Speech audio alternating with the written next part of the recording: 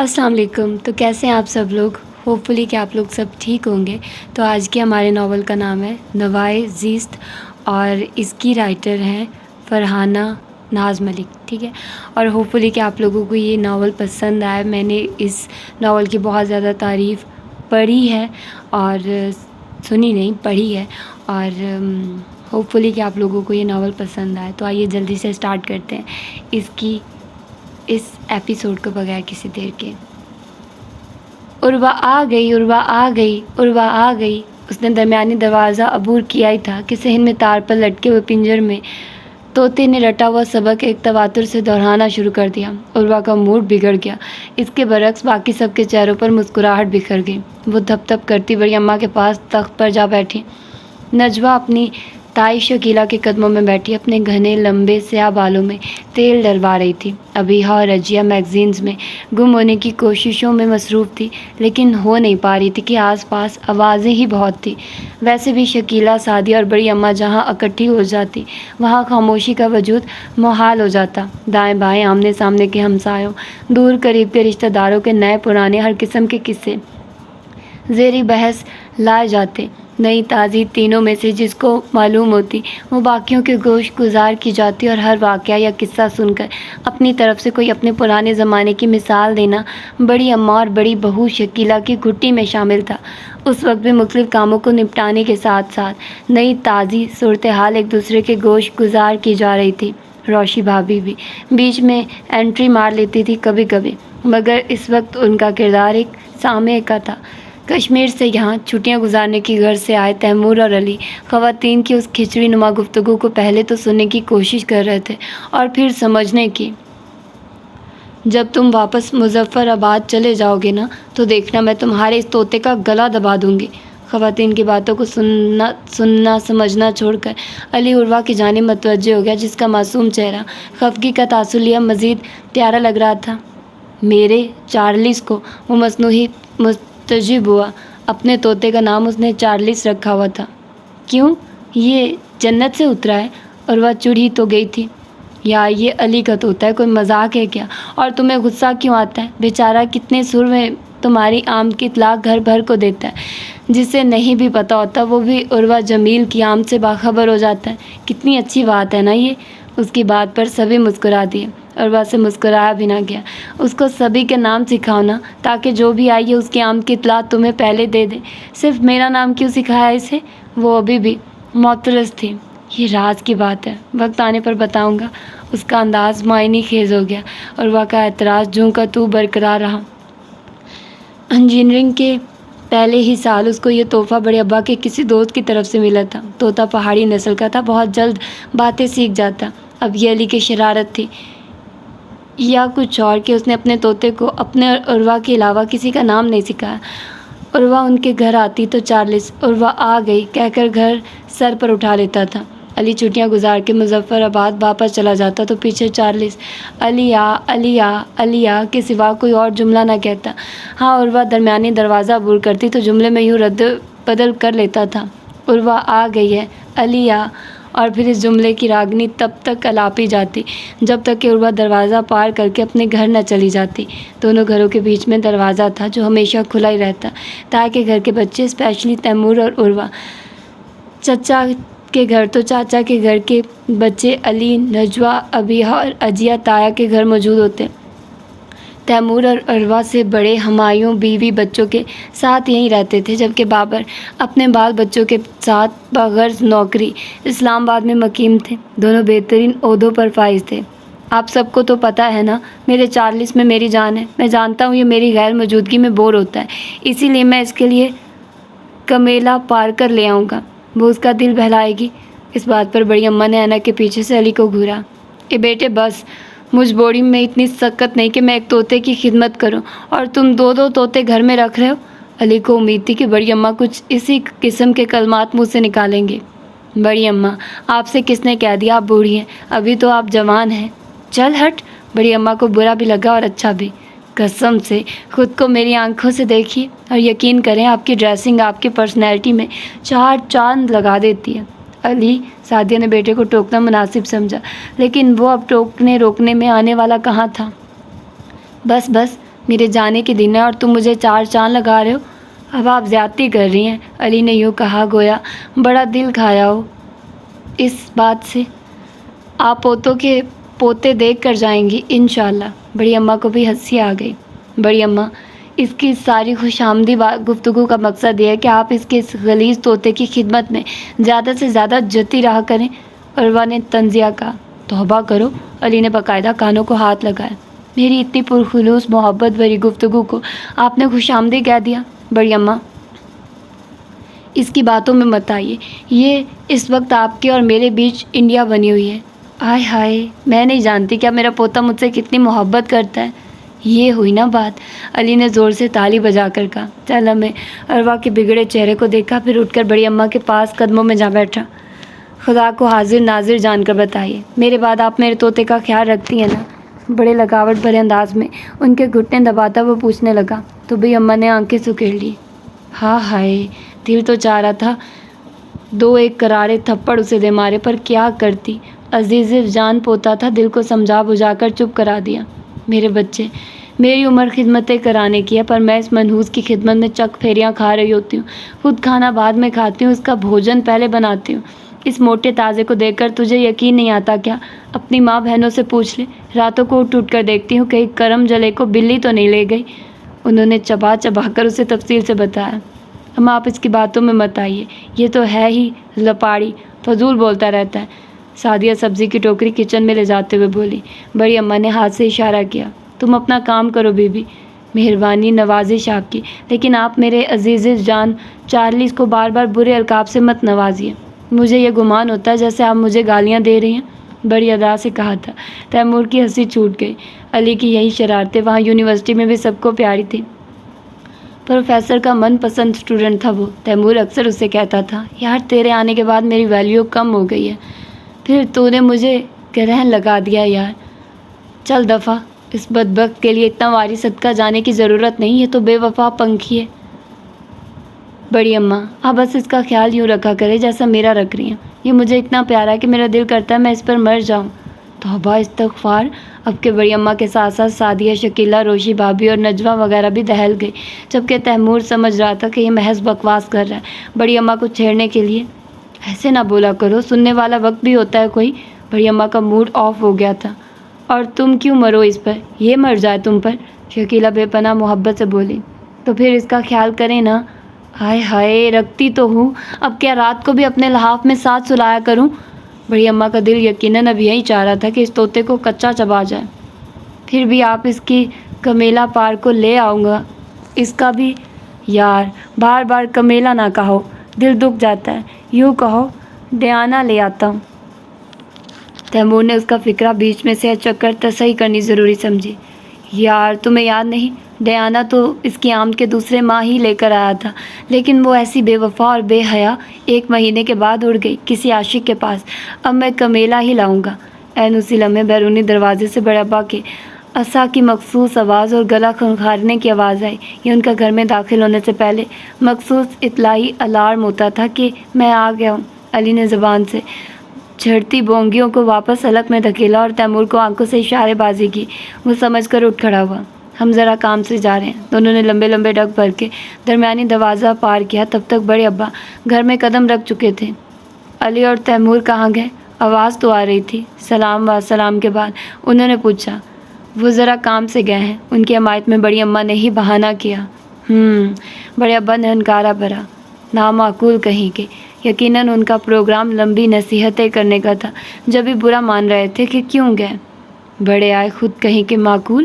بڑی اماں منہ ہی منہ میں بڑبڑا کر دونوں بہوؤں کے پاس کچن میں چلی گئی. صبح سے شام اور شام سے رات ہو گئی. اس کے کمرے کا دروازہ نہیں کھلا. سب کے سب حد المقدور حد تک دروازہ بجا بجا کر تھک گئے لیکن اندر سے محض سسکیاں ہی سنائی دیتی رہی. بس پڑی رہ بھوکھی پیاسی. ایک چڑیا کے مرنے پر اتنا سوگ منا رہی ہے. یہ اس جتنی لڑکیوں کے وتیرے نہیں ہوا کرتے. کل کو رخصت ہو کر پرائے گھر جائے گی. وہاں بھی یہی طریقے سے لے کے رہے تو پھر بڑھ گئی ہماری شان. بالآخر شکیلہ کا غصہ آسمان تک چڑھ ہی گیا. جو منہ میں آیا کہتی چلی گئی. بڑی اماں کی بہویں تن گئی. ارے جاؤ جاؤ دیکھیے تمہاری آن بان شان. دوبارہ مت کہنا میری بچی کے خلاف کچھ. انہوں نے نہایت ترش روئی سے بڑی بہو کو ڈانٹ دیا کہ جن کے ماتھے کی شکنیں بڑھتی جا رہی تھی۔ ابھی بچی ہے، ٹھیک ہو جائے گی۔ یہ ہمایوں تھے جو بہن کے رونے پہ بے حد پریشانی سے بار بار اس کے کمرے میں دروازے تک پریڈ کرنے آ جاتے۔ یہ خوب کہی، شکیلہ تڑک کر بولی، اس جیسی نجوہ بیہا اور راجیہ بھی تو ہیں، انہوں نے کبھی ایسے نہیں ستایا۔ بچی بچی کر کے نواب زادی کے مزاج شاہانہ بنا دیے سب نے۔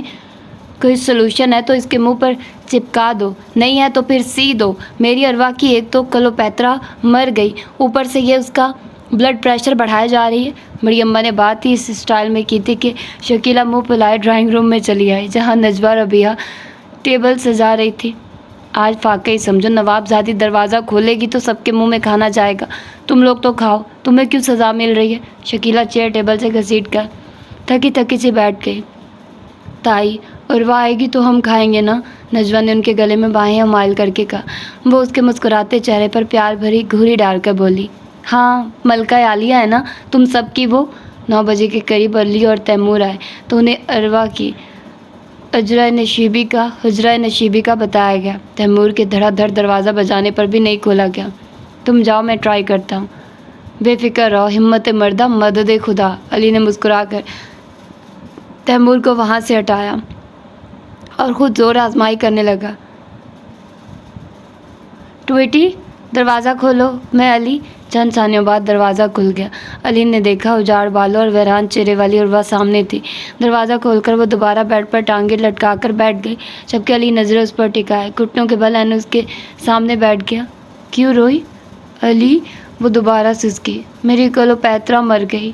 اوہ، علی نے مقدور بھر غمگین تاثرات چہرے پر پھیلایا، ورنہ تو ہنسی کے فوارے ابلنے کے لیے بے چین ہو رہے تھے کہ سامنے بیٹھی بے وقوف لڑکی محض ایک چڑیا کے دائرے فانی سے کوچ کر جانے پر اتنی دیر تک اور اتنا زیادہ سوگ منا رہی ہے۔ مجھ پر ہنستی ہو کہ میں اپنے چارلس کو اتنا پیار کیوں کرتا اور خود ایک چڑیا کے مرنے پر آدھی ہوئی بیٹھی ہوں۔ وہ چڑیا نہیں تھی، میری دوست تھی، وہ احتجاجاً بولی۔ جب وہ ہمارے لان میں زخمی ہوئی پڑی تھی تو کوئی اس کا والی وارث نہیں تھا۔ میں نے اس کا علاج کیا، اسے ٹھیک کیا اور اتنا عرصہ اسے اپنے پاس رکھا۔ ہم دونوں ایک دوسرے سے اٹیچ ہو گئے تھے اور آج ہمایوں بھائی نے اپنے گینڈے جتنا پاؤں اس پر رکھ دیا۔ اس بیچاری نے آخری ہچکی بھی نہیں لی۔ افسوس، علی نے سوگواریاں دکھاتے ہوئے سر ہلایا۔ ہمایوں بھائی نے جان بوجھ کر تو نہیں رکھا تھا یار، اس کی تقدیر میں اتنی زندگی لکھی ہوگی، آج ہی اس کی قضا آنی تھی، اسے عالم بالا سدھارنا ہی تھا۔ تم اب رونے کی بجائے اس کے لیے دعائیں کرو۔ انتہائی دھیمے لہجے میں علی نے ایک ایک لفظ نرمی میں بھگو کر اس کی سماعتوں میں اتارا تو وہ آنسو پوچھتی فوراً چپ ہو گئے۔ شاباش، یہ ہوئی نا بات۔ علی جھٹکے سے اٹھ کر قریبی صوفے پر بیٹھ کر بغور اسے دیکھنے لگا، جو بے شک اس سے لڑنے بھیڑنے میں ماہر تھی لیکن اپنے چھوٹے موٹے پرابلمز بھی اس کے ساتھ شیئر کرتی تھی۔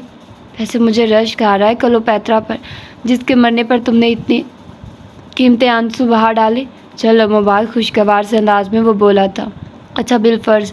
صوفہ چھوڑ کر وہ دوبارہ اس کے سامنے گھٹنے لگا کر بیٹھ گیا۔ اگر میں مر گیا تو پھر میری خاطر اتنا رو گی یا دیسی گھی کے دیے جلاؤ گی؟ اور وہ آنکھیں پھاڑے اسے دیکھنے لگی۔ یہ کیسی فرضی بات کہی تھی اس نے؟ دیے کیوں جلاؤں گی؟ ہم سب مر جائیں گے۔ علی کی موت کا تصور کرتے ہوئے جھرجھری لے کر بولی تو وہ ہنس دیا۔ سب کیوں مر جائیں گے؟ کیونکہ تم چچا جان کے اکلوتے بیٹے ہو، 3 بہنوں کے اکلوتے بھائی ہو، اس لیے سب تم سے بہت پیار کرتے ہیں، اس لیے۔ وہ معصومیت سے کہتی رہی، بنا سامنے بیٹھے بندے کی آنکھوں میں دیکھے کہ جہاں حقائقیں اکٹھی تھی روشنیاں پھوٹ رہی تھی اور ان روشنیوں میں کہکشاں بنا ایک چہرہ بہت صاف، بہت واضح تھا، مگر وہ دیکھتی تو نظر آتا نا۔ تم مجھ سے پیار کرتی ہو؟ ظاہر ہے، تم میرے اکلوتے چچا زاد ہو، میرے اتنے اچھے دوست ہو۔ اوکے چلو اٹھو، منہ ہاتھ دھو اور باہر آؤ، تائی بڑی بے صبری سے تمہاری منتظر ہے۔ وہ آنکھیں ملتی واش روم میں چلی گئی۔ میں تمہارے پیار کو اپنی اور تمہاری مشترکہ منزل پہ لانے میں کب کامیاب ہوگا میرے معصوم معشوق؟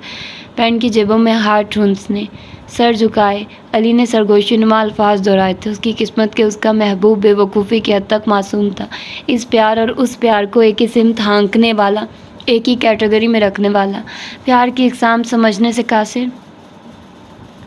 لٹ الجھی سلجھا رے بالم، میں نہ لگاؤں گی ہاتھ رے۔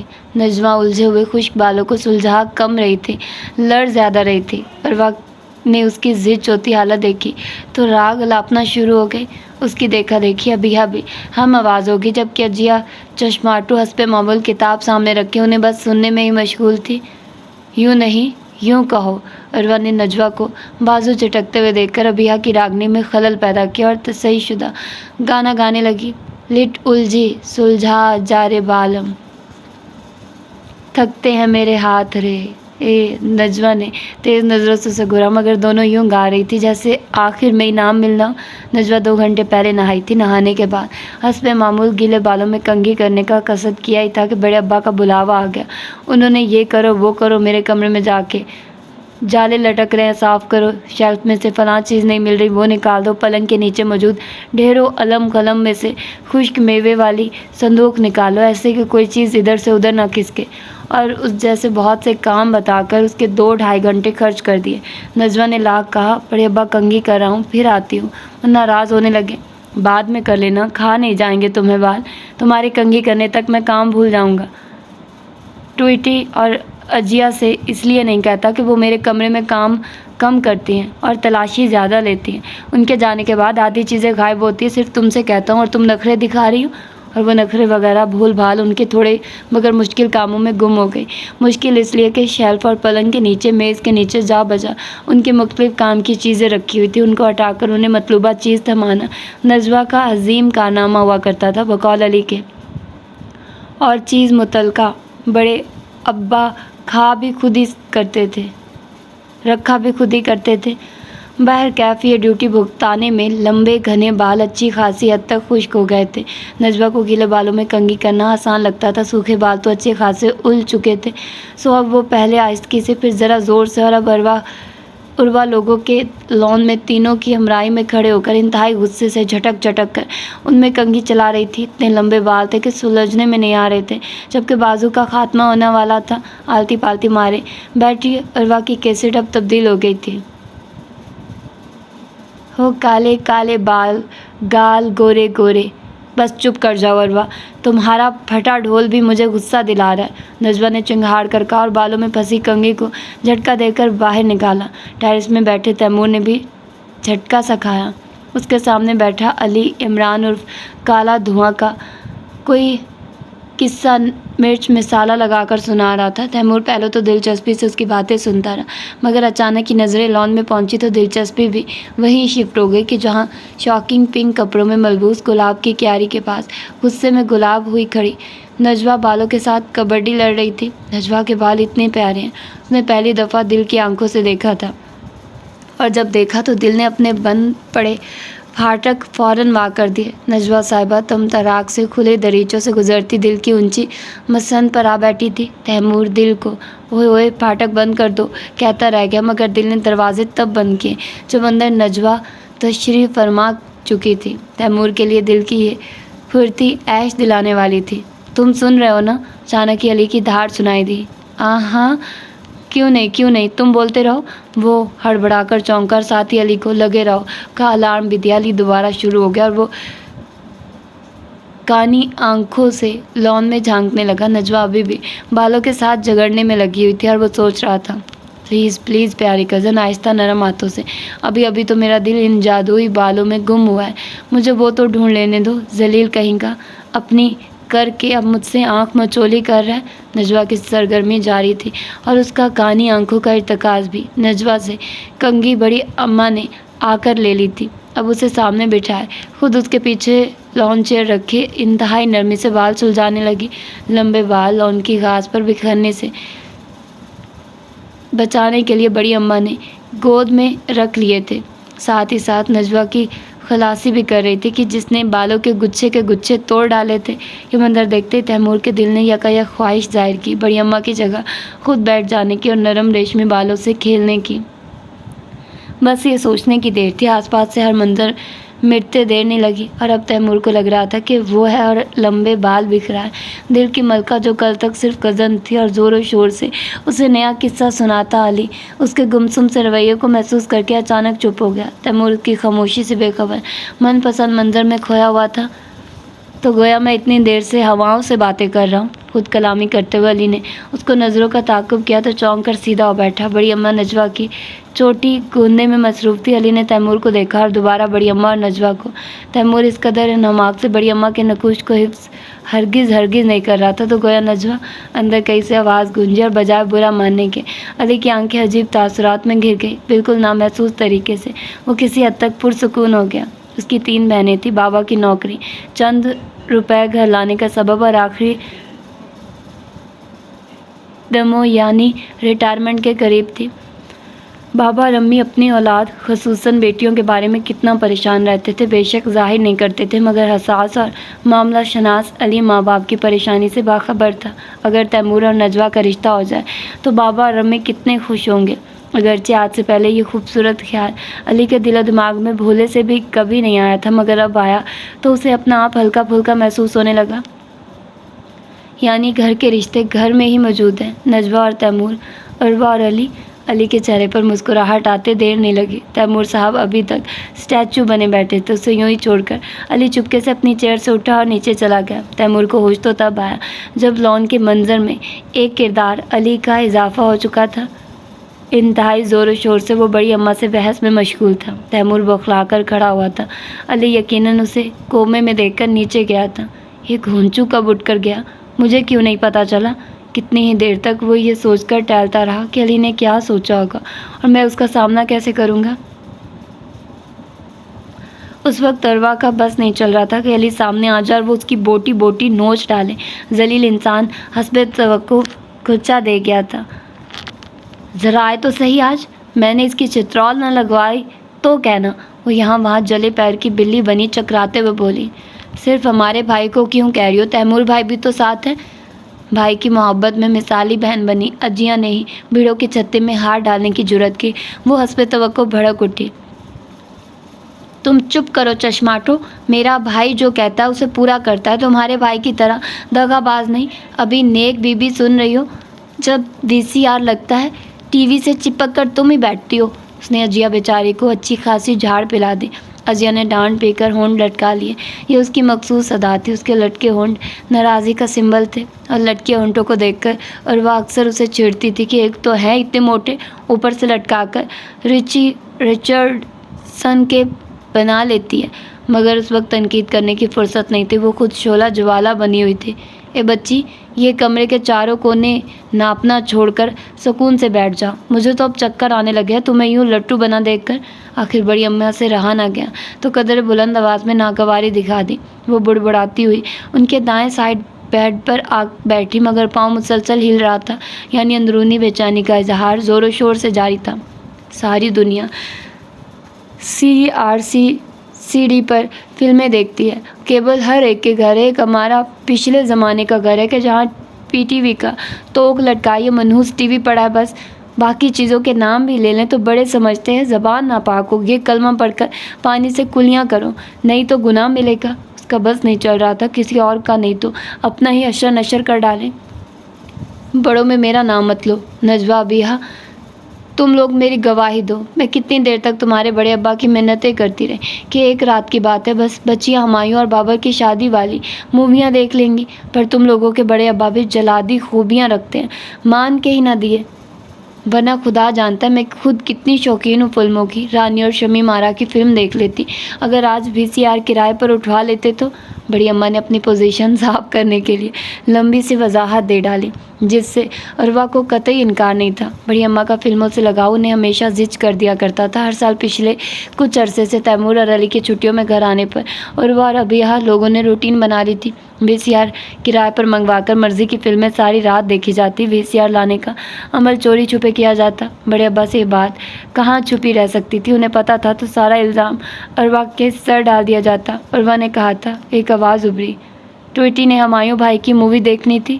علی بھی کہتا۔ سب کو چونکہ یقین ہوتا تھا کہ بڑے ابا عروہ کو بڑے بیٹے کی اکلوتی بیٹی ہونے پر بے حد عزیز رکھتے ہیں، اس کی خواہش سمجھ کر کچھ نہیں کہتے۔ یوں بڑے ابا ناراضی بھرا لیکچر پلا کر حسب توقع خاموش ہو جاتے۔ بات کا ٹائم بڑی اماں تاؤ دلانے میں صرف کرتی رہتی۔ دلیپ کمار کی مغل اعظم اٹھا لائے، مدھو بالا کی دلاری لائے ہو، کبھی فرمائش طاقتی मीना कुमारी की पाकीज़ा नहीं है तो वीसीआर वापस ले आओ। पोते पोतियाँ उस लम्हे कोसने लगते कि जब उनके सामने फिल्में देखने का प्रोग्राम बनाया जाता, अक्सर उनकी फरमाइशें पूरी भी कर दी जाती। उनकी पसंदीदा फिल्म चल रही होती तो यंग पार्टी इस फिल्म के 3 घंटे खर्राटे मारने में गुजार देती। किसी एक की आंख खुलती तो बड़ी अम्मा शकीला सादिया को पूरी तरह से फिल्में गुम देखकर दोबारा ख्वाहिश खा जाते पुरानी फिल्में देखना। किसी बच्चे को भी मरगूब नहीं था, मगर फिर ऐसा होने लगा कि बड़ी अम्मा की एक यादों फेवरेट मूवीज़ लाना बंद कर दिया था। वो पूछती, लाए हो?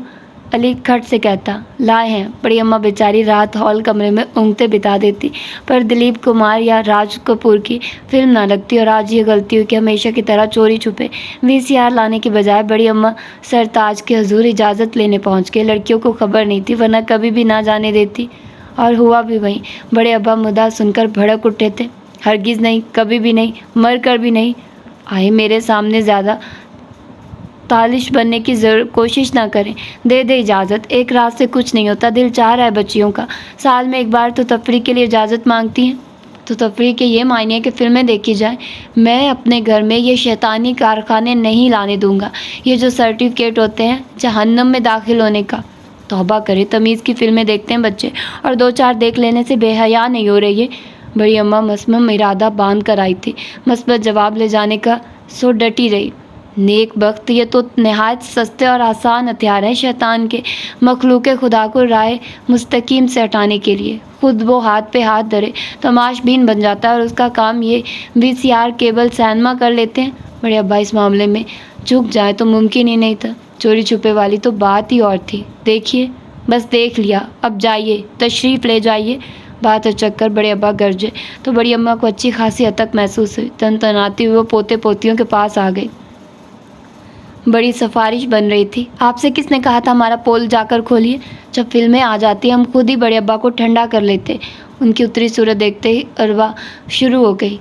लो, बड़ी अम्मा को पतंगे लग गए। नेकी का ज़माना नहीं रहा। इनकी खातिर मैं शेर की खचार में गई और कसूरवार भी ठहरी। तो शेर को खचार में सोने देती, लेके जगा दिया। अब यार मौके पर अरवा की हम ख्याल होती थी, नजवा रजिया न्यूट्रल बन जाती थी। इसके बाद का तमाम वक्त अरवा ने अली के इल्तिजाएं करने में गुजारा कि वीसीआर ला दे, बाकी वो संभाले कि कितनी देर तक अली की नई नई गूंजती रही। फिर बलाखिर उसने कहा, अच्छा ठीक है, जा रहे हैं, ले आते हैं। तैमूर को साथ लिए वो बाहर चला गया तो उर्वा को कुछ सुकून मिला। और अब 2.5 घंटों से ऊपर हो चुके थे। उनकी सवारी बादे बाहर ही नहीं आई थी। उर्वा का गुस्से से बुरा हाल हो रहा था। आखिर 11 बजे के करीब शकीला के बुलावे पे पर कि रात बहुत हो गई, अब आकर सो जा। वो बादल नख्वास्ता उठ गई, वरना दिल तो चाह रहा था अली की दुर्गत बनाने के लिए रात यहीं रह जाए। घंटे तक वो लोग आए तो फिर मुझे बुलवा लेना। आने से पहले नजवा को याद दहानी कराना नहीं भूली थी। घर आई तो रोशी भाभी को किचन में देखकर वहीं चली आई। इस टाइम क्या कर रही हैं?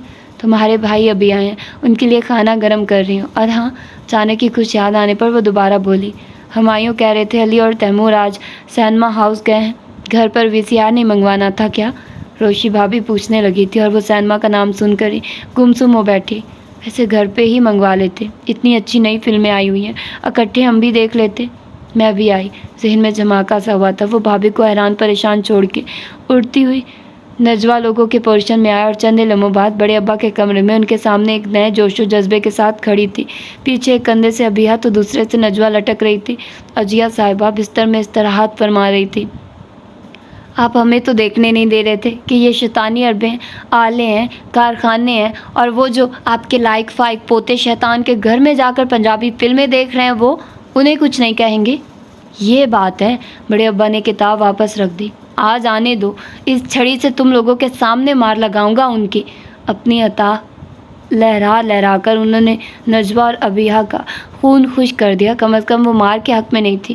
नहीं बड़े अब्बा, बस समझा दीजिएगा, अमन की फाख्ता नजवा बोली तो उर्वा ने उसके पाँव पर पाँव मारकर कुचल दिया। वो सी करती फ़ौरन चुप हो गई। समझाने के नहीं, ये शैतान के चेले, मार मिलेगी उन्हें, लातों के भूत हैं ये। बिल्कुल बड़े अब्बा, लेकिन ये जहन में रखिएगा, सारा प्लान अली का होता है। तैमूर भाई तो कठपुतली हैं उसके हाथों में। ये कहते हुए वो नजवा और रबिया को ज़रा भी अच्छी न लगी। बड़े अब्बा भी महज हंकारा भरकर खामोश हो गए थे।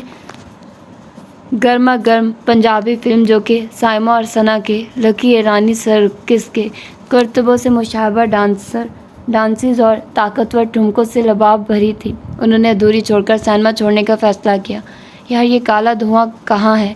अपनी सीट से उठने से पहले अली ने तारीख हॉल में नज़र घुमाकर आहिस्तगी से इमरान के बारे में पूछा कि जिसकी काली स्याह रंगत की वजह से अली और तैमूर उसे काला धुआं कहा करते थे। पता नहीं यार, नज़र नहीं आ रहा, इस कदर अंधेरा भी तो है ना। तैमूर के लहजे में हद दर्जा तशवीश थी। साथ आए दानिश को हंसी आते आते रह गई। अंधेरे में अंधेरा क्या खाक नज़र आएगा। वकास ने भी उस बेचारे की रंगत पर चोट करना फ़र्ज समझा। चंद लम्हे इधर उधर देखने के बाद अली अचानक ही बोला, ये रहा। बालों से पकड़कर उसने बाकायदा यकीन भी दिलाया सबको। इमरान की आह ओह निकल गई। इंतहाई खफगी से उसने अपने बाल आज़ाद कराए। तुम्हें कैसे पता चला ये यहाँ बैठा है? तैमूर को अली की तेज़ निगाह पर रश्क आ रहा था, जिसने अंधेरे में अंधेरा ढूंढ लिया था। यार इसके चमकीले सफ़ेद मोती जैसे दांतों को देखकर जो तुम जानते हो खरगोश की तरह हम वक्त निकले ही होते हैं। अली ने नहायत संजीदगी से अपना कारनामा बताया कि जिसे सुनकर सिवाय इमरान के बाकी सब खी करने लगे थे। उसकी शक्ल पे 12 बज गए। पांचों सिनेमा हॉल से बाहर आ गए थे और अब आवारा गर्दों की तरह पैदल मार्च हो रहा था। उड़ा लो मेरा मजाक, उड़ा लो, कभी तो वक्त मेरे हाथ में भी होगा। तुम क्या जानो काली रंगत की कितनी ज़्यादा मांग है। अंग्रेज़ धूप में खड़े होकर खुद को काला करना चाहते हैं। लड़कियां सांवले मर्दों को आइडियलाइज़ करती हैं। तुम जैसे फीके शजलमों को कोई नहीं पूछता। इमरान की सुई अभी तक वहीं अटकी थी। उसके ज़रे ख्यालात सुनकर चारों ने एक दूसरे की तरफ गर्दन घुमा घुमा कर देखा और देखने के बाद फलक शगाफ कह के लगाए थे, यार सांवले रंगत वाले मर्द आइडियल होते होंगे, अफ्रीका के जजीरों पर बसने वाले पक्की रंगत वाले तो नहीं। अच्छा छोड़, ये बता तेरे मोती जैसी दांतों का राज क्या है? ईमान से इतने सफ़ेद दांत देखकर हसद में मुब्तला हो जाता हूँ। अपने मंजन का नाम तो बताना। एंड में अली ने पटरी बदलकर लहजे की टोन भी बदल डाली। इमरान के माथे के बल दुगने हो गए। जो मंजन अफ्रीका के जजीरों पर बसने वाले यूज़ करते, मैं भी वहीं करता हूँ। अच्छा तो गोया इम्पोर्टेंट मंजन है, खासा महंगा होगा। अली बस कर यार, तैमूर ने हंसते हुए टोका था। इमरान की खफकी दुगनी हो रही थी। नहीं नहीं, कहने दो सुर्खो सफ़ेद हीरो को। मैं भी कह रहा हूँ, आज के बाद गधा होऊंगा जो तुम लोगों के पास आऊँ तो। मुंह पर हाथ फेरकर इमरान ने धमकाना चाहा तो अली ने उसे खुद से लगा लिया। ये अगली सदी में भी नहीं हो सकता मेरी जान। हम सब में से कोई भी अलग नहीं हो सकता। तुम तो बिल्कुल भी नहीं। हमारे ग्रुप के इकलौते नज़र वट्टू तो तुम हो। दफ़ा हो जाओ। इमरान तड़प कर उसके बाजू के हल्के से बाहर निकला। मेरी बद्दुआ है आज तुम्हें तुम्हारे बड़े अब्बा से सैनमा बीनी पर डंडों से मार पड़े। आमीन सुम्मा आमीन इंशाअल्लाह। दुआ मांगने के बाद इमरान ने ज़ोरों शोर से चेहरे पर हाथ फेरा लिया और तैमूर खशमगी नज़रों से उसे घूरते रहे। तू तो दोस्ती के नाम पर धब्बा है यार। तैमूर को खासा सदमा हो रहा था। और वो भी काला स्याह। अली ने फिर उसकी दुखती रग पकड़ी। वो हस्बे तवक्को बुलबुलाया था। अच्छा छोड़ो यार, कोई काम की बात करो, फिल्म पर ही तबसरा कर लो। बोर होते दानिश ने मौजूए गुफ्तगू बदलते हुए कहा। फिल्म तो लाजवाब थी यार। हमें लोग हॉलीवुड बॉलीवुड के चर्चे करते हैं। अपने मुल्क की पंजाबी फिल्में देख लें तो बस उसी के होकर रह जाएं। तफरी की तफरी। और आगे वकास ने आंख मारकर जुमला पूरा किया, जिसे समझकर सब मुस्कुराने लगे थे। बहर कैफ अपने अपने घरों की सिमत सभी पैदल रवाना हुए थे और अब आखिर में अली और तैमूर का पड़ाव आना था। दीवारों से बातें करना अच्छा लगता है। घर का गेट नज़र आने तक अली की सरगोशी नुमा गुनगुनाहट जारी रही थी। बस कर यार, न जाने क्यों मुझे ख़तरे की बू आ रही है। इमरान की बद्दुआ रंग ना ले आए। वैसे भी आधी रात का वक्त है, क्या खबर लम्हा कबूलियत हो। तैमूर ने उसके गानों को ब्रेक लगा दिए। तेरे मुंह में खाक। तैमूर के पोर्शन के बैरूनी दीवार फलांगने से पहले अली ने कहा था, हमेशा अपने घोड़े जैसे थोबड़े ऐसी बात निकालना। दोनों ने ही दीवार फलांगी। यकीन कामिल था कि अली के पोर्शन में बड़े अब्बा के खराटे गूंज रहे होंगे, मगर लॉन में एक ह्योला सा महसूस हो रहा था। ये कौन है? अली ने आंखें सुकेड़ कर देखा था। उर्वा कह रही थी रात के टाइम बेरी के दरख्त पर साया होता है, कहीं आसेब तो नहीं। दोनों करीब पहुंच चुके थे। नाचती लजाती हीरोइनें दिमाग में घुसी होगी ना, इसलिए तुम्हें अच्छा भला दादा आसेब लग रहा है। हाय अल्लाह नहीं। दोनों ने यक आवाज़ होकर चीख मारी थी। बद्दुआ सीधी आसमान से टकराई थी। बड़े अब्बा ने दोनों की गर्दनें बारी बारी असा में फंसाकर अपने आगे हनकाया। जिस वक्त वो दोनों जलतू जलालतू का विरद बड़े अब्बा के आगे चलते शकील साहब के पोर्शन में दाखिल हो रहे थे, उसी लम्हे चुंदी मुंदी आंखें लिए इंतहाई खुश बाश उर्वा बड़ी अम्मा के कमरे से बरामद हुई। पीछे पीछे नजवा और रबिया भी थी। सबसे आखिर में मत्थे पर हाथ का छज्जा बनाए रात के राही पोतों और जलाली बने शौहर को घूरती गोया। तपती दोपहर में खड़ी हुई बड़ी अम्मा थी। आए बच्चों को नींद से जगाने कहाँ ले जा रहे हैं? हाथ का छज्जा अभी भी कायम था। मासूम समझ रही थी बच्चे गहरी नींद से जगा कर लाए गए हैं। VCR मंगवा रखा है, फिल्में दिखानी थी इनको, बड़े अब्बा गरज कर बोले थे। हाय सच? बड़ी अम्मा बेहोश होते होते रह गई। कौन कौन सी फिल्में हैं? आकर देख लो, इतनी खुली ऑफर। बड़ी अम्मा पर शादी मर्द की कैफियत तारी हो गई। मैं कहती थी ना तुम्हारे दादा दिल के बहुत अच्छे हैं, बस ऊपर ऊपर से बनते। आओ चलो देखें। परसों ही रांझा को बहुत याद कर रहे थे, क्या पता मुझे हैरान करने के लिए फिरदौस और एजाज की ही रांझा न मंगवा रखी हो। हॉल कमरे की तरफ जाते हुए वो मुसलसल बोलती रही। उर्वा का दिल ख्वामखा ही चटखारे लेने लगा। नजवा रबिया मतवक्का सूरत हाल के पेश नज़र चलने के बजाय घसीट रही थी। अब हमें बता रहे हैं, पहले बता देते, अब तक हम 2 फिल्में देख चुके होते। अच्छा समझी, इतनी देर तक अकेले देखते रहे होंगे। बड़ी अम्मा ने हॉल कमरे के दरवाजे पर पहुंचकर एक और फुलझड़ी छोड़ी। अरवा जी जी कहती रही। अरे ये आवाज़ कैसी है? कदम अंदर रखने से पहले गोया हुई और फिर अंदर दाखिल होते ही धक से रह गई। सामने का मंजर दिल चकरने वाला था। मुनमुनाते हुए माफिया मांगते पोते और फिरौनी रूप धारे बड़े अब्बा, ये क्या हो रहा है? वो चिंगाड़ कर आगे बढ़ी। बड़े अब्बा के हाथ में पतली सी लचकदार छड़ी थी जो वो 2 बार दोनों पोतों की गर्दन पर पड़ चुकी थी। लाल सुर्ख निशान दूर से ही नजर आ रहे थे। फिल्म का सीन हो रहा है, देख नहीं रही तुम? बड़े अब्बा का अंदाज कटीला था। उर्वा का अपना दिल डूब डूब जाने लगा। वो तो समझ रही थी बस ज़बानी कलामी गुस्से का इजहार होगा, पर बड़े अब्बा तो अमली कार्रवाई तक आ गए थे। हटे, दे मनहूस छड़ी मुझे। बड़ी अम्मा ने गुस्से से बल खाते हुए छड़ी छीनी। आपका दिल नहीं कांपा मेरे मासूम फूलों को मारते हुए? ये मासूम मेरी इजाज़त के बगैर सैनमा क्यों गए, पहले ये बताएं। बड़े अब्बा का गुस्सा इंच बराबर भी नीचे नहीं उतरा। छड़ी दोबारा झपट ली थी। नहीं बड़े अब्बा प्लीज़ नहीं। अब के उर्वा उनसे जा लिपटी। बस इतना ही काफ़ी है, आइंदा ये नहीं जाएंगे। और तैमूर भाई का तो कसूर नहीं था, सारा प्लान तो अली बनाता है। उन्हें बचाने की सिफारिश भी की तो ऐसी कि अली को लपेट लिया। वो इंतहाई तैश ज़्यादा नज़रों से उसे घूरने लगा था। ठीक है आज तो छोड़ रहा हूँ, पर आज के बाद मैं ना देखूँ तुम लोग रातों को बाहर गए हो, घर से ही निकाल दूंगा। ऐसे ही थे बड़े अब्बा, असूलों में हर धर्म प्यार करते तो बेहद हलीम बन जाते, गुस्से में आते तो उनके साय से भी बच्चे बदकने लगते। अच्छा ज़्यादा सुल्तान राही बनने की ज़रूरत नहीं, लेकिन मेरे बच्चों की पिटाई लगा दी। अब मुझसे बोल के तो देखिएगा। बड़ी अम्मा का बस नहीं चल रहा था। दोनों पर बरसी छड़ियाँ खुद पर सह जाती। बड़े अब्बा आज की रात का आखिरी हनकारा भरते हॉल कमरे से बाहर निकल गए। उनके जाते ही नजवा रबिया आंखों में आंसू भरे अली की जानिब लपकी। उसके आंसू तो गालों पर ही लड़खा है। अब मगरमच्छ के आंसू क्यों बहा रही हो? तुम्हें तो सुकून मिलना चाहिए। मार खा ली मैंने, इनाम तुम्हें तैमूर की मार की सूरत में मिल गया। अपनी गर्दन पर पड़े सुर्ख निशान पर उंगली फेरता वो तंज के तीर बरसाने लगा। उर्वा ज़ोर ज़ोर से रोती तैमूर से जा लगी। अरे नहीं गुड़िया, कुछ नहीं हुआ। बड़े अब्बा मजाक में मार रहे थे, हमें तकलीफ़ तो नहीं हो रही। तैमूर से पिचकारने लगा था। तकलीफ़ नहीं हो रही? तैमूर की नकल करते हुए अली ने खा जाने वाली नज़रों से उर्वा को घूरा। इतनी बेहिसाब जलन हो रही है और खान साहब कह रहे हैं कुछ नहीं हुआ, तुम्हारी बारी पर चढ़ी फूलों में बदल गई होगी।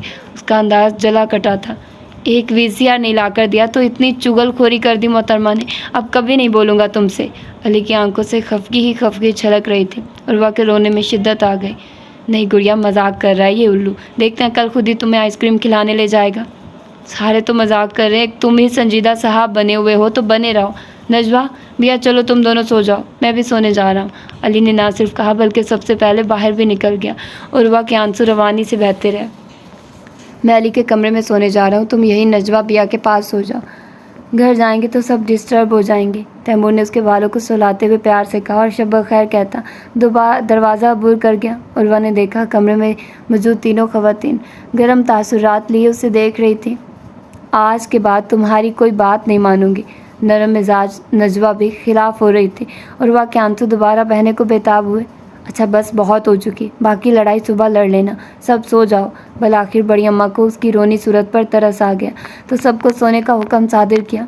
उर्वा नींद में ग़ातज़न होने तक अली की खफगी का सोचती रही थी और अली वाकई खफा हो गया। उर्वा की तो जान पर बन गई। अली उसके लिए बेहद अहमियत का हामिल था, लड़ने झगड़ने के लिए, खेलने के लिए, सहेलियों के किस्से सुनाने के लिए, मैथ के समझाने के लिए। آئس کریم کی خواہش ہو تو آئس کریم کھلانے کے لیے، اور جو بھی مشکل ہو مسئلہ ہو اسے چٹکیوں میں حل کرنے کے لیے۔ اب وہ کیا روٹھا، عروہ کو بیتتا ہر پل تاریخ اور بے مقصد لگنے لگا۔ اسے ہرگز امید نہیں تھی کہ علی اس سے خفا ہو سکتا ہے۔ ٹھیک ہے، دونوں کے درمیان لمبی لمبی نوک جھوک چلتی تھی، لڑائی جھگڑا کیے بغیر کھانا تک ہضم نہیں ہوتا تھا، مگر ایسی ناراضگی کبھی نہیں ہوئی تھی۔ اب تو یہ حال ہو گیا تھا، عروہ اس کے پورشن میں جاتی، چارلس عروہ آ گئی کہ رٹ لگا لگا کر ہر فرد کو اپنی جانب متوجہ کر لیتا تھا۔ نہیں ہوتا تھا تو علی متوجہ نہیں ہوتا تھا، یہاں تک کہ چارلس تھک ہار کر بیٹھ جاتا تھا۔ اپنے گھر کے لان میں موجود ہوا خوری یا چہل قدمی کے لیے جانے والی عروہ نے چچا کے پورشن میں علی کی موجودگی کے دوران اس کے لگائے گئے پودوں، بیلوں، گملوں اور سائڈ پہ بنی کیاریوں تک کو پانی دیا۔ یہ پھول پودے علی کو بہت اچھے لگتے تھے، مگر علی نے نوٹس ہی نہیں لیا۔ وہ جان بوجھ کر میتھ کی بک لیے اس کے آس پاس پھرتی رہتی کہ شاید خود ہی کہہ دیں آؤ پڑھاؤں، پر وہ اس کی طرف نظر اٹھا کر بھی نہ دیکھتا۔ عروہ کی تو حالت ہی دگرگو ہو گئی۔ وہ پانی، چائے نجوہ یا بیا سے مانگتا، اس کی مطلوبہ شاید وہ احترام سے ہاتھ میں لیے یا اس کے سامنے حاضر ہو جاتی، علی کپ یا گلاس تھامے بنا وہ جگہ چھوڑ دیتا۔ 2 دن پورے عروہ رات گئے تک اس کے پورشن میں رہی۔ علی کی ناراضی نہ ختم ہوئی، البتہ اس کا ضبط جواب دے گیا۔ دونوں کے مظفر آباد جانے کے دن قریب آ رہے تھے اور وہ چاہتی تھی علی خفقی بھول کر جائے، پر کیا کرتی کہ اس کے انداز عجب کٹھور ہو گئے تھے۔ اس روز ضبط کا دامن چھوڑے وہ سعدیہ کی گود میں سر رکھ کے روئے جا رہی تھی۔ چاچی مجھ سے بات تو کیا، میری طرف دیکھنا بھی نہیں، میرا اتنا بڑا قصور تو نہیں، اور پھر مار اس اکیلے نے تو نہیں، میرے بھائی نے بھی کھائی ہے۔ تیمور بھائی تو نجوہ، بیا، جیا سے خفا نہیں ہوئے، یہ کیوں ہو گیا مجھ سے؟ سعدیہ بے اختیار مسکرائے گئی۔ اس لیے کہ میں بڑے ابا کے پاس اسپیشلی تیمور بھائی کو مار کھلوانے نہیں گئی تھی، تم تو علی بھائی کو مار کھلوانے گئی تھی، اسی بات کا غصہ ہے میرے بھائی کو۔ سعدیہ چاچی کے بجائے قریبی اپنی قمیض پر کڑھائی کرتی نجوہ نے جواب دیا۔ اچھا تم رو تو نہیں، میں تمہارے دادا سے کہتی ہوں ذرا اس کے کان کھینچے تاکہ بندہ بنے۔ نہیں نہیں چاچی، بالکل بھی مت کہیے گا، وہ پرزور انداز میں انکار کرتے ہوئے بولی۔ الجھی کچھ تو امید ہے مان جائے، پھر تو میری شکل بھی نہیں دیکھے گا۔ اور دروازے کے قریب اندر آنے کی غرض سے ٹھہرے علی نے مسکراتے ہوئے سوچا، ایسا ہو سکتا ہے بھلا؟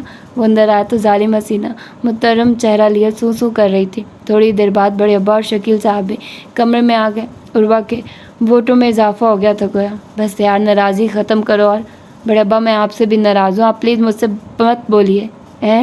علی کے اسپاٹ سے انداز بڑے ابا گھبرا کر پلٹے اور بہو کی شکل دیکھی۔ عروہ کی پریشانی 2 چند ہو گئی۔ اچھا ٹھیک ہے، ہم اپنا معاملہ بعد میں سلجھائیں گے، پہلے تم عروہ سے صلح کرو۔ دیکھو تو صحیح، میری بچی رو رو کر کمزور ہو گئی ہے۔ شکیل صاحب کے کہنے پر عروہ نے زیادہ معصوم صورت بنا لی۔ علی کو ہنسی آنے لگی تھی۔ میں سوچ کر جواب دوں گا۔ بنا اسے دیکھے علی نے ابھی بھی سوچتے ہوئے کہا۔ عروہ کو اچھی خاصی بے عزتی محسوس ہوئی، تب تب کرتی وہ وہاں سے اٹھ گئی۔ نجوہ اور سعدیہ اس کے پیچھے لپکی تھی۔ یار برا کر رہے ہو تم، شکیل صاحب اب کے سنجیدگی سے بولے تھے۔ بابا منا لوں گا اسے، اور بڑے ابا آپ سے تو ایک شرط پر صلح ہوگی۔ ہائے وہ کیا؟ بڑے ابا کے کان کھڑے ہو گئے تھے۔ علی اپنی جگہ چھوڑ کر ان کے قریب جا بیٹھا اور ان کے کان میں آہستگی سے اپنی شرط بتانے لگا، جسے سن کر بڑے ابا کا رنگ متغیر ہوتا گیا، جبکہ شکیل صاحب خاصے محظوظ سے دادا پوتے کی طرف دیکھ رہے تھے۔ بڑی بری شکل بنائے وہ کالج گیٹ سے باہر نکلی تو سامنے براؤن شلوار سوٹ میں ہمایوں بھائی کی گاڑی سے ٹیک لگائے علی پر نظر پڑی۔ اچھا تو آج نجوہ اور بیا نے اسی وجہ سے باجماعت چھٹی کی تھی کہ ان محترم نے منع کیا ہوگا، لیکن میرا سارا دن خراب کر دیا۔ عروج اور نوشین بھی تو نہیں آئی آج؟ وہ اس کے قریب آنے تک انہی سوچوں میں گھری رہی۔ علی نے مسکراتے ہوئے اس کی صورت دیکھی۔ سفید یونیفارم میں وہ چھوٹی سی پیری لگ رہی تھی۔ علی کے دل میں سرشاری ہی سرشاری پھیل گئی۔ فرنٹ ڈور کھولتا وہ خود ڈرائیونگ سیٹ پر جا بیٹھا۔ تم کیوں آئے ہو مجھے لینے؟ دل میں تو چراغا ہو گیا تھا کہ علی مان گیا، پر اوپر سے انا بھی رکھنی تھی، تو بیٹھنے کے بعد بولی، زیادہ ایکٹنگ نہ کرو نہیں تو پھر ناراض ہو جاؤں گا۔ اس کی طرف دیکھتے ہوئے علی نے باقاعدہ ڈپٹ کر کہا تو وہ چپ سی ہو گئی۔ چل لمحے علی نے اس کی معصومیت سے سجی خوبصورت خاموش شکل دل میں اتارتے گزاری۔ یہ دیکھو تمہاری چگل خوری کا نتیجہ۔ پھر قمیض کا کالر پیچھے کرتے ہوئے کہا تو عروہ نے اس کی گردن دیکھی، جہاں چھڑی کے 2 پتلے نشان اب ہلکے سیاہ ہو رہے تھے۔ سوری علی، ایکسٹریملی سوری۔ اس کی آواز میں نمی گھل گئی، آنکھوں سے پچھتاوا جھانک رہا تھا۔ علی نے گردن موڑ کر اسے دیکھا، وہ اسے ہی دیکھ رہی تھی۔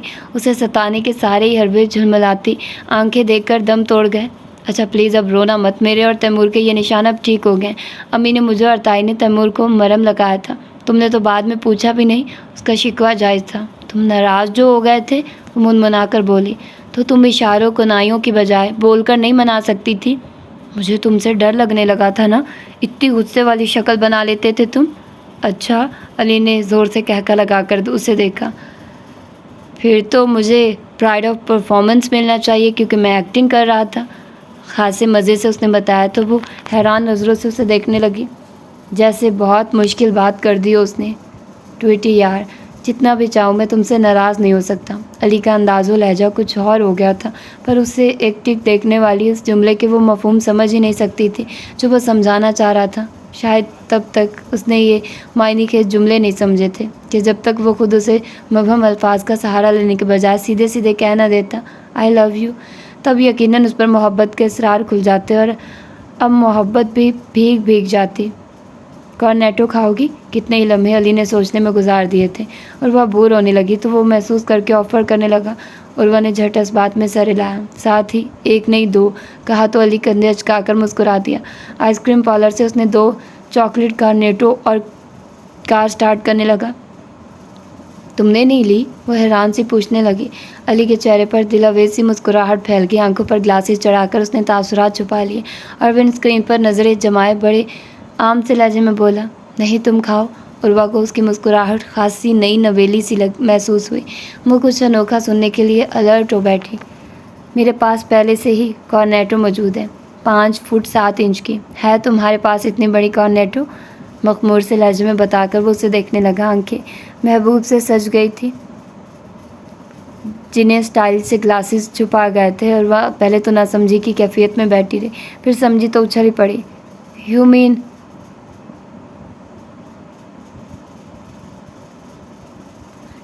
Your beloved girl is your Cornetto? بڑے جوش سے اس نے پوچھا۔ نہیں، ویسے زبردست نیوز ہے تمہاری، کارنیٹو میرے جتنی لمبی ہے، میں سب کو بتاؤں گی۔ اس کی ایکسائٹمنٹ قابل دید تھی، جلدی جلدی ایک کون ختم کر کے دوسری کھولنے لگی۔ علی نے فوراً بریک پاؤں پر رکھا۔ یہ فاؤل ہے، میں نے تمہیں اپنا سیکرٹ بتایا، اس لیے نہیں کہ تم سب کو بتا دو، تم کسی کو نہیں بتاؤ گی۔ اس کی جانب رخ کر کے وہ آہستگی سے بولا۔ تو عروہ حیران رہ گئی۔ وہ کیوں؟ اسے مایوسی ہوئی۔ کیونکہ میں نہیں چاہتا، جب وقت آئے گا تب میں خود ہی تم سے کہوں گا سب کو بتانے کا، اوکے؟ ابھی صبر کرو۔ وہ بچی بنی اس بات میں سر ہلا کر آئس کریم کھانے لگی، ساتھ ہی ساتھ علی کا سر بھی، یہ پوچھ کر کہ وہ کیسی ہے، کتنی پیاری ہے، کہاں رہتی ہے۔ اور علی بتا رہا تھا، دنیا کی سب سے بے وقوف لڑکی ہے، مجھے بہت عزیز ہے، میرے دل میں رہتی ہے۔ اور علی کی بڑے ابا سے صلح کی شرط یہ تھی کہ گھر میں کیبل کنیکشن لگوایا جائے، جسے سن کر بڑے ابا جلالی غصے میں تو نہیں آئے، مگر اچھے خاصے ناراض ضرور ہو گئے تھے۔ علی اپنی شرط پر قائم تھا۔ یہ بہت بری چیز ہے، میں گھر میں نہیں لگوانے دوں گا۔ وہ انکار پہ انکار کر رہے تھے۔ بڑے ابا کیبل کا استعمال اسے اچھا برا بناتا ہے، بذات خود یہ محض آج کی ضرورت ہے اور بس۔ وہ ایک سے ایک دلائل اپنے عمر و عیار جیسی زنبیل نما کھوپڑی سے نکال رہا تھا۔ میرا گھر اس ضرورت کے بغیر ہی مکمل ہے۔ نہیں ہے، آپ مان لیں، ہمارے گھر کی عورتیں لڑکیوں کو کرنٹ افیئرز تک کے بارے میں آگاہی نہیں ہوتی۔ دنیا میں کیا ہو رہا ہے، ہمارے ملک کے فلاں شہر میں فلاں واردات کے پیچھے کیا سرگرمی کار فرما تھی، اس بات سے یہ لا علم ہوتی ہیں، اور آپ کہہ رہے ہیں کہ گھر مکمل ہے۔ گھر تبھی مکمل ہوتا ہے جب گھر کی عورتیں وسیع علم رکھتی ہوں۔ جتنا علم ضروری ہے اتنا گھر کی عورتیں جانتی ہیں، اور میرے گھر کی عورتوں نے سیاست میں نہیں جانا، جو ملکی حالات کے جانے میں لگی رہیں۔ چلیے نہ صحیح، لیکن آپ اپنے لیے، بابا کے لیے، تایا ابو کے لیے، ہمایوں بھائی کے لیے ہی جان جائیں، سب کے فارغ پل سنور جائیں گے۔ ایک سے بڑھ کر ایک آپ کی پسند و مزاج کا پروگرام کیبل پر آتا ہے۔ وہ ہمت ہارنے کا نام ہی نہیں لے رہا تھا۔ اس زمن میں بڑے ابا کو اپنے نظریے پر ڈٹے رہنے میں اس لیے بھی دقت ہو رہی تھی کہ گھر کا ایک ایک فرد علی کا ہم نوا تھا۔ اسلام آباد سے بابر بھائی نے بھی موبائل پر کیبل لگوانے دے کا عندیہ دیا تھا۔ بڑے ابا پھر بھی ٹس سے مس نہ ہوئے۔ بڑے ابا پرسوں ہم جا رہے ہیں، اب مجھے ناراض ہی بھیجیں گے۔ آخر میں علی نے جذباتی بلیک میلنگ کا سہارا لیا۔ وہ چند لمحے چپ رہ گئے۔ زندگی کا کوئی اعتبار نہیں بڑے ابا، کیا پتہ یہاں سے ناراض ہو جانے والا علی وہاں رائے عدم سے دھار جائے، اور آپ کو تاعمر یہی غم لگا رہے کہ علی کو منا بھی نہ سکا۔ اس لیے پلیز میری خواہش مان لیں۔ وہ بہت منت سے کہہ رہا تھا۔ بڑے ابا تو سن کر سکتہ ہی طاری ہو گیا۔ علی، کمرے میں موجود ہر فرد نے اسے پکارا تھا۔ اتنی فضول مثالیں دو گے تو پھر ہم تمہاری سفارش نہیں کریں گے، شکیلہ برا مان کر سمجھانے لگی۔ سعدیہ کی تو آنکھیں بھیگ گئی کہ بیٹا کیا کہہ کے، وہ بھی اکلوتا۔ بڑے ابا میں جنبش نہ ہوئی، وہ چلتا وہ ان کے قدموں میں جا بیٹھا۔ پہلے اپنے الفاظ واپس لوں، بڑے ابا بولے تو لہجہ لرز رہا تھا۔ علی کو تعصب نے گھیر لیا۔ سوری، آئندہ نہیں کہوں گا۔ اچھا پھر یہی میرے کمرے میں کنیکشن لگواؤ گے؟ ٹی وی میرے کمرے میں ہوگا، میری مرضی کے بغیر کوئی ٹی وی نہیں چلائے گا۔ ہرے! علی کے ساتھ تیمور، عروہ اور روشی بھابھی کا نعرہ گونجا۔ سب سے زیادہ خوشی بڑی اماں اور روشی بھابھی کو ہو رہی تھی۔ علی اور تیمور نے اسی شام کیبل کنیکشن لگوا لیا۔ کیبل لگوانے کی ضد علی نے ایسے ہی نہیں کی تھی، اس کا اور تیمور کا سوچا سمجھا پلان تھا۔ آج جب کہ دنیا کہاں سے کہاں پہنچ گئی، انسان نے چاند پر قدم رکھنے کے علاوہ نئی دنیایں دریافت کر لی۔ میڈیا کی ترقی سے دنیا گلوبل ولیج بن چکی ہے اور ان کے گھر میں تفریح کے نام پر برسوں پرانا خریدا پرانے ماڈل کا ایک ٹی وی تھا، اگرچہ بڑے ابا اس کو بھی شیطانی ڈبہ ہی کہتے تھے۔ اس تیز رفتار ترقی کے دور میں وہ اور تیمور جب ویڈیو شاپ پر VCR اور 4 فلمیں کرائے پر لینے جاتے تھے تو شاپ کا مالک سر سے پیر تک یوں گھورتا گویا کسی پچھلی صدی کے ہوں وہ۔ بہرحال اس کی سبکی سے بچنے کے لیے بڑی اماں اور عروہ لوگوں کو گھر بیٹھے پسند کی فلمیں دکھانے کے لیے، اپنی بھی من پسند چیزیں دیکھنے کے لیے کیبل لگوا ہی لیا تھا۔ 2 ہی دنوں میں اندازہ ہو گیا کہ گھر میں بس نام کو ہی کیبل لگا ہے۔ ہولڈ بڑے ابا کا تھا، بلکہ بڑے ابا نے تو آغاز میں ہی کیبل آپریٹر کو فون کر کے دھماکہ کر دیا، تمیز کے چینل ہوں، انگریزی چینل نہیں لگنے چاہیے۔ علی نے تیمور کو اور تیمور نے علی کو بہویں چڑھا کر دیکھا۔ بہرکیف جس شام کیبل لگا، عروہ، بڑی اماں اور روشی بھابھی مبارکبادوں کے فون ریسیو کرتے کرتے تھک گئی۔ سعدیہ اور شکیلہ بھی بچوں کی خوشی میں نہال تھی۔ نجوہ کا مزاج انتہائی قناعت بھرا تھا، جو چیز نہیں تھی تو بھی غم نہیں تھا، آ گئی ہے تو بھی نارمل رہی۔ ابھی تو تھی ہی عروہ کی امکیال، ایک اجیا تھی کہ جسے اپنی پڑھائی کی وجہ سے کیبل رکاوٹ محسوس ہوئی۔ پہلی رات گھر کا ایک ایک فرد بڑے ابا کے کمرے میں آ بیٹھا۔ جمیل صاحب، شکیل صاحب، ہمایوں بڑے ابا کے پاس بیٹھے تھے۔ بڑی اماں، سعدیہ چاچی، شکیلہ تائی، روشی بھابھی کا ایک سائڈ پر گروپ بن گیا تھا۔ عروہ کی سرکردگی میں نجوہ، ابیہ اور راجیہ ٹی وی کے بالکل نزدیک بیٹھی تھی، جبکہ علی اور تیمور بیڈ سے ٹیک لگا کر بیٹھے تھے۔ کمرے میں بیٹھنے کے بڑے ابا نے عظیم اصول بنائے۔ نمبر 1، لڑکیاں اور عورتیں بولیں گی نہیں۔ نمبر 2، علی اور تیمور میری کسی چیز کو ہاتھ نہیں لگائیں گے، نہ ہی ٹانگیں پسار کے بیٹھیں گے اور نہ ہی لیٹیں گے۔ نمبر 3، بزرگ عورتیں گلا گوئی سے پرہیز کریں گی، ڈرامے دیکھتے ہوئے تبصرے بھی نہیں کریں گی۔ ان پر آج کی رات عمل کرنے سے اچھی خاصی بھول چک ہو رہی تھی کہ آج خیر سے پہلا موقع تھا بڑے ابا کے کمرے میں بیٹھ کر ٹی وی دیکھنے کا، سو بار بار غلطیاں ہو رہی تھی۔ ریموٹ بڑے ابا کے ہاتھ میں تھا۔ علی اور تیمور ایک ہی چینل کے گھسے پٹے پروگرام سے تھک گئے تو علی نے زوردار جمائی لے کر باقاعدہ ٹانگیں لمبی کر کے تیمور کی گود میں سر رکھ کر لیٹنا چاہا کہ بڑے ابا نے ہاتھ میں پکڑی لمبی سی اسٹک ٹاؤں کی اس کے سر پر دے ماری اور وہ کتنی دیر تک سر سلاتا رہا۔ اس کیبل سے تو ہم کیبل کے بغیر ہی اچھے تھے، تیمور نے ہمدردی جتلائی۔ کل تک کرتے ہیں کچھ، علی نے پرسوچ انداز میں کہا۔ اس دوران میں بڑے ابا نے اپنی ازلی عظیم سخاوت کا بھی مظاہرہ کیا۔ امرود کاٹ کے اس کی 2 کاشیں سب کو تھمائی۔ یہ تو جھونکا ہے بڑے ابا، علی کہنے سے باز نہ آیا۔ چپ نہ ہنجار، چپ کر کے کھا لو، نہیں تو یہ بھی چھن جائے گا۔ جمیل صاحب نے بھتیجے کو اپنے ابا کی ایک اور عادت بتائی۔ وہ کندھے چکا کر کھانے لگا۔ دوسری کاش کھا ہی رہا تھا کہ عروہ نے اپنی دونوں بھی اسے دے دی۔ کیوں؟ اس نے استفسار کیا۔ مجھے امرود نہیں اچھے لگتے، عروہ نے منہ بنا کر کہا۔ علی نے گہری آنکھوں سے اسے خود میں سمو کر شکریہ کہا تھا۔ بہرکیف کیبل دیکھنے کا پہلا تجربہ بدمزہ سا رہا۔ یہ الگ بات ہے کہ علی نے بیٹھ کے قریب کی شیلف پر رکھے مٹھائی کے ڈبے کو ہاتھ کی صفائی سے اپنے اور تیمور کے پیٹ میں منتقل کیا تھا۔ برفی، رس گلے، گلاب جامن سب میدے میں گئے تھے، پیڑا بچا کر رکھا تھا۔ اس سے تو بہتر تھا ہم وہیں پی ٹی وی کا ڈرامہ دیکھ لیتے۔ روشی بھابھی ٹی وی کو کندھے پر لٹکائے کمرے سے باہر آ کر بولی۔ بے فکر رہیے، کل تار لے آؤں گا، ایک کنیکشن آپ کے لاؤنج میں لگواتا ہوں۔ ہمارے جانے کے بعد آپ خواتین وہیں ڈیرا جمائیے گا، لیکن خیال رہے بڑے ابا کو بھنک نہ پڑے۔ علی کی اجازت سے چاروں خواتین کے چہروں پر رونق آئی تھی۔ جیو میرے بھائی، اللہ میاں تمہاری من پسند لڑکی تمہیں بخش دے، آمین۔ روشی بھابھی دروازہ پار کرنے سے پہلے شوخی سے بولی تو وہ کھلکھلا کر ہنس دیا۔ یہ ہوئی نا بات، اب چاہے کچھ ہو کنیکشن کل ضرور لگوا دوں گا، اس نے کی نکیوں سے نجوہ سے باتوں میں مشغول عروہ کو دیکھ کر کہا تھا۔ ہیلو، کیا ہو رہا ہے اے دنیا کی عظیم باورچن؟ शोखो मानूस सी आवाज़ पर नजवा ने पहले अपना दुपट्टा फैला कर दुरुस्त किया और बाद में पलट कर देखा। तैमूर दिलकश सी मुस्कुराहट सजाए बाजू दरवाजे पर रखे एक स्टाइल से करा था। उसे हंसी आ गई। अरे तुम हंसी क्यों? मैंने कोई लतीफ़ा सुनाया है? अब के वो अंदर दाखिल होकर बोला तो नजवा ने झट मुस्कुराहट छुपा ली। नहीं तो तैमूर भाई, बस वैसे ही। वो जल्द घबरा जाने वालों में से थी। तैमूर बगौर उसे देखता स्टूल पर चढ़कर बैठ गया। मुस्कुराओ यार मुस्कुराओ, मैं मना थोड़ी कर रहा था। मेरी शक्ल देखकर अगर किसी खूबसूरत लड़की के चेहरे पर मुस्कुराहट भर जाती है तो ये एजाज़ की बात है, मुझे सवाब मिलेगा। आसपास किसी खाने की चीज़ के लिए नज़रें घुमाकर उसने कहा तो नजवा दोबारा से मुस्कुराने लगी। हाँ शाबाश, अब बताओ क्या हो रहा है? गाजर मिल ही गई थी, वो उसे रग़बत से खाने लगा। अली भाई के लिए तमाम हो रहा है, उसने आहिस्ती से बताने के बाद बर्नर ऑफ कर दिया। वाह भाई, इकलौते होने के भी फ़ायदे ही फ़ायदे। यहाँ अली और उधर हमारी उर्वा। कभी कभी मुझे खुद से भी बड़ी हमदर्दी महसूस होती है। 2 भाइयों के बाद मैं तीसरा, छोटा, और मेरे बाद इकलौती बहन। सो पहला प्यार बड़े दोनों को मिल गया, दूसरा और आखिरी और ताकतवर प्यार उर्वा को। मैं भाई चारा दरमियान में रह गया। ना अली की तरह चाव उठाने वाले हैं, ना ख्याल रखने वाले, बल्कि अम्मी तो दिन गिनती है कब ये शैतान जाएगा। नजवा को उसकी लन तरानियों पर हैरत सी होने लगी। हमेशा मगन मगन सा रहने वाला तैमूर आज कुछ ज़्यादा ही फ्री हो रहा था। नहीं खैर, ताई आपसे भी बहुत प्यार करती हैं। अच्छा? तैमूर ने मशकूक नज़रों से उसे देखा। तुम कहती हो तो मान लेता हूँ। वैसे काश मेरे घर में भी कोई होता मेरे लिए एहतमाम करने वाला। ठंडी आँख खींचकर उसने एक मायने खेज सी बात की और भरपूर अंदाज में नज़रें झुकाकर खड़ी नजवा को देखा, जो स्लेब पर उंगली से लकीरें खींचती चुपचाप लग रही थी। क्या बात है, इतनी खामोश क्यों हो? उसने पूछ भी लिया तो नजवा ने ज़रा की नज़रें उस पर रखी, फिर झुका दी। भाई वापस जा रहे हैं ना? वो बोली तो आवाज़ में नमी घुल गई।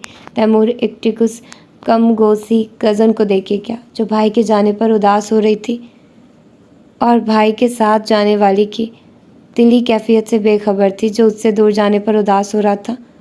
और भाई के साथ जा रहा है जो वो तुम्हारा कुछ नहीं लगता क्या? इंतहाई गमगीन आवाज़ में आंखों से फंसू छलकाता वो नजमा को कोई और ही तैमूर लगा। जी, वो और क्या कहती भला?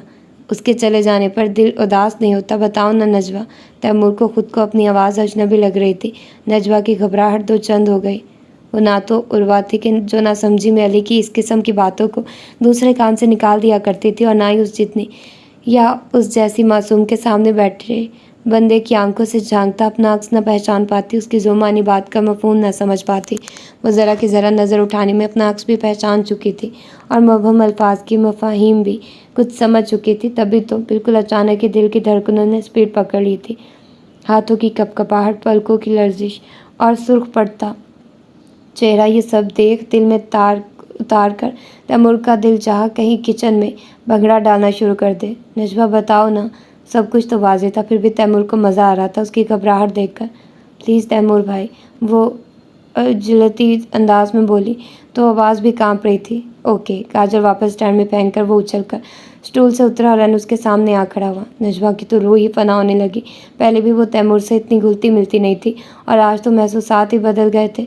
एकदम तैमूर के वजूद से उठती सहर अंगेज़ महक नजवा पर भी सहर तारी करने लगी। मैं तुम्हें बता देता हूँ, मेरा जो दिल है ना वो बेईमान हो गया, किसी की रेशमी लंबी घनी जुल्फ़ों में छुप कर वहीं का होकर रह गया। तुम मेरी हेल्प करो प्लीज़। मेरा अपना ना सही, किसी और का दिल तो मेरे सीने में आकर धड़के। यार मुझे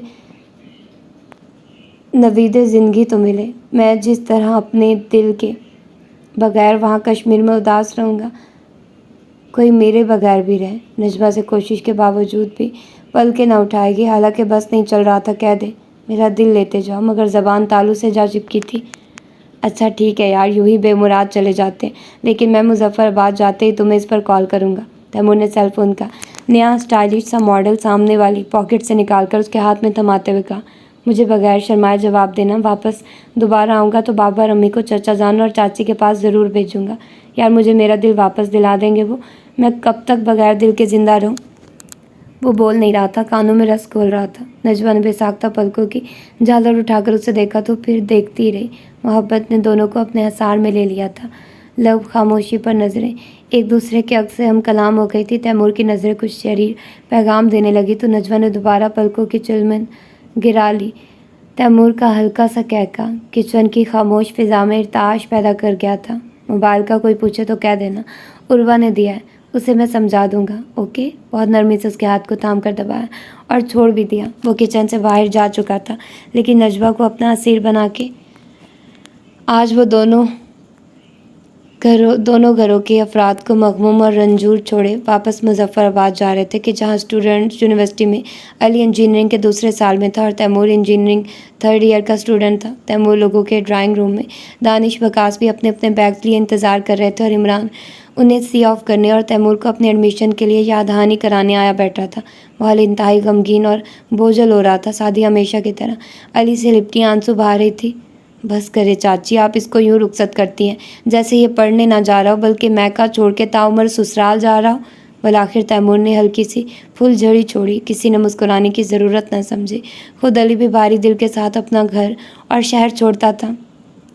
मुजफ्फराबाद जाकर कितने ही दिनों तक हॉस्टल और हॉस्टल वाले पराए पराए लगते थे। यार इंतहाई नाखलफ हो, मेरा खुश मेवा और मिठाई चोरी कर गए। बड़े अब्बा से गले मिला तो उन्होंने फ़ौरन चपत लगाते हुए कहा था, क्या करता बड़े अब्बा, टीवी देखते वक्त जो आप अपनी हातम ताई जैसी सखावत का मुजाहरा करते हैं ना, मुझे खतरा था आप मिठाई के कई टुकड़े करके हमें एक हफ्ते तक खिलाएंगे, एक एक पिस्ता बादाम या अखरोट बतौर चौंका देंगे। बस यही सोचकर मैं और तैमूर ये करने पर मजबूर हुए। बड़ी मासूम और शरीफ सी शक्ल बनाए तमीज़दार टोन में उसने वजाहत दी तो उदास चेहरे पर मुस्कुराहट दौड़ गई। ना माकूल कहीं के। बड़े अब्बा ने मोहब्बत से लबरेज लहजे में उसे भींच लिया था। तैमूर भी सबसे मिला। नजवा की तरफ देखते नज़रों का पैगाम बदल गया था, जिसे पढ़कर नजवा अजिया की ओट में हो गई, शर्माई और घबराई सी। तैमूर को ये रूप अपने सफ़र के लिए एक सौगात महसूस हुआ। मुझे याद करोगी? सबके बीच अली ने बाआवाज़ बुलंद उर्वा को मुखातिब किया। बहुत ज़्यादा, सबसे ज़्यादा, उसने बिला झिझक कहा था। बाकी सबकी हंसी गूंज गई थी। तुम्हारी मनपसंद लड़की का मैं बहुत ख्याल रखूँगी। कनेक्शन लगवाने का शुक्रिया। रोशी भाभी को बाकायदा हाथ मिलाकर अल्लाह हाफिज़ कहने लगा तो ये कहकर उन्होंने उसे चौंकाने पर मजबूर कर दिया। आपको मेरी मनपसंद लड़की कहाँ नज़र आ गई? वो कस्या सा गया था। तुम्हारी आंखों में जो उसकी जानिब उठे ही लो देने लगती है। ओह नहीं, उसकी काबिल दीद शोखी पर वो बालों में हाथ फंसाए उन्हें देखे गया। ये तो बहुत बुरा हुआ। ये अखियाँ तो बड़ी गुस्ताख और नाफरमान निकली। अब आपसे छुपना पड़ेगा। अली ने ना सिर्फ कहा बल्कि वहाँ से हटकर चार्ल्स के पास आ गया। ओके जाने अजीज़, जा रहा हूँ। मेरे पीछे कोई तुम्हें डांटे, बुरा भला कहे, खाना वक्त पर ना दे, ख्याल न रखे तो मुझे ज़रूर बताना। और ज़रा सा पिंजरे के नज़दीक होकर सरगोशी की। उर्वा को ज़्यादा तंग ना करना। बड़ी अम्मा दोनों को साथ लगाए, आंसू बहाए, ड्राइंग रूम तक आए। मेरे चार्ल्स का ख्याल रखिए। देखिए आपको केबल लगवा दी है। ड्राइंग रूम में दाखिल होने से पहले अली ने उनके आंसू साफ करते हुए शरीर से अंदाज में कहा तो वो उसे पहले तो घूरने लगी, फिर हंसने लगी। अपनी जान से बढ़कर रखूँगी। बड़ी अम्मा जिंदाबाद, अली ने बुलंद आवाज़ में कहा था। बबाए आदम के वक्त की फिल्में छोड़कर ज़रा 22वीं सदी की फिल्में देखिएगा। टीवी के आगे से हिलेंगी भी नहीं आप, कहकर छपाक से ड्राइंग रूम में घुस गया। बड़ी अम्मा ने हंसते हुए तैमूर के कहीं बोझ से लेकर उसे अंदर जाने की इजाज़त दी। बाद में रोज़ो शब मुजफ्फराबाद और मुल्तान दोनों में बोर गुजरते थे। यहाँ के रहने वाले वहाँ वालों को याद कर करके नहीं थकते थे और वहाँ के घर वालों को। हाँ, अब ये हुआ था कि बड़े अब्बा शकील साहब और जमील साहब की बाहर जाने के बाद ख़वातीन की महफिल जमील साहब के पोर्शन में सजने लगी। पहले बड़े अब्बा और बड़ी अम्मा की मौजूदगी का ख्याल करके शकीला और रोशी भाभी अम्मा वक्त वही मिलती। और वह तो खैर चचा जान के घर को अपना दूसरा घर कहती थी। अब तो बड़ी अम्मा के डेरे भी लाउंज में लगने लगे। आंखों पर चश्मा टिकाए नई पुरानी हर फिल्म देखने लगी थी। मिजाज फिल्म पर उनके और उर्वा के फलक शगाफ कह के गूंजते तो गमगीन फिल्म देखने के दौरान आंसुओं के दरिया दादी पोती की आंखें बहा डालती। मगर यह भी एक बहाना था अली और तैमूर की याद से बचने का, वरना फिल्में देखने का शौक़ अब ऐसा भी सर चढ़ा नहीं था। अली ने मुजफ्फराबाद पहुँचने के दूसरे दिन उर्वा को मैसेज भेजा था, बड़े अब्बा का हाल सुनाओ, केबल दिखाने के लिए सख्तियाँ कम की हैं या नहीं। उर्वा ने जवाबन टाइप किया था, हमें नहीं देखने देते और ख़ुद बड़ी अम्मा कहती हैं रात के 1 बजे के बाद वॉल्यूम आहिस्ता किए टीवी के आगे बैठ जाते हैं। बड़ी अम्मा झूठी नींद का बहाना किए उन्हें देख रही होती हैं। अगली सुबह मैंने अभी और राजिया ने सबको बताया तो हम पर खूब गुस्सा हुए कि मैं बारिश बुजुर्ग तुम्हें ऐसा लगता हूँ। अली पढ़ के कितनी ही देर तक हंसता रहा। तैमूर को भी पढ़वाया था।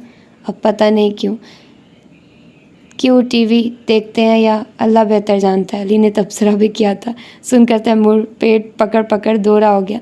अपने घर की, घर वालों की यही छोटी छोटी बातें तो थी जो यहाँ शिद्दत से याद आती थी। तो ये थी इसकी फ़र्स्ट एपिसोड, और हो सकता है इसके 2 मज़ीद पार्ट्स बने, बस फिर ये नावल ख़त्म हो जाएगा। सिर्फ 3 एपिसोड्स होंगी इसकी, और होपफुली कि आप लोगों को फ़र्स्ट पार्ट पसंद आया होगा। मुझे तो अच्छा लगा, आप लोगों को भी अच्छा लगना चाहिए। तो फिर मिलते हैं इसकी अगली एपिसोड में। अपना ढेर सारा ख्याल रखिएगा। अल्लाह हाफिज़।